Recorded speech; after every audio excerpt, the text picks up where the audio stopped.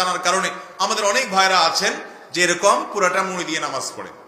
মহিলা হোক আর পুরুষ হোক, সকলের জন্য এক মাসআলা যে শীতের সময় হোক আর গরমের সময় হোক মুখ ঢেকে নামাজ পড়বেন না, নামাজের সময় মুখ খোলা রাখতে হবে। হ্যাঁ, কোন মহিলা এমন কোন জায়গায় যদি নামাজ পড়েন সেখানে গায়রে মারাম পুরুষ আসা যাওয়া করে, তাহলে পর্দার খাতিরে তিনি ঢাকতে পারেন, যদি তার অন্য কোনো জায়গায় নামাজ পড়ার সুযোগ ব্যবস্থা না থাকে। কিন্তু সাধারণ অবস্থাতে এটা করা যাবে না। এই জন্য ভাইরা আমার, শীতের সময় মাসআলাটাও মাথায় রাখতে হবে যেন মুখ ঢাকা না হয় আমাদের চাদর দিয়ে। অনেকে মাফলার দিয়েও করে, চাদর না, মাফলারে এমন ভাবে পেঁচায় শুধু চোখ দুটো বাইরে হয়ে থাকে এবং নাক মুখ সব মাফলারে পেঁচানো থাকে। এরকম করলে নামাজ হয়ে যাবে কিন্তু ত্রুটিপূর্ণ হবে এবং মাকরুহ হবে।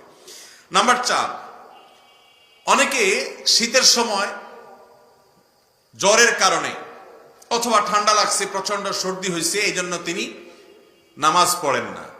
এখন কথা হলো যে আমার শীতের মৌসুম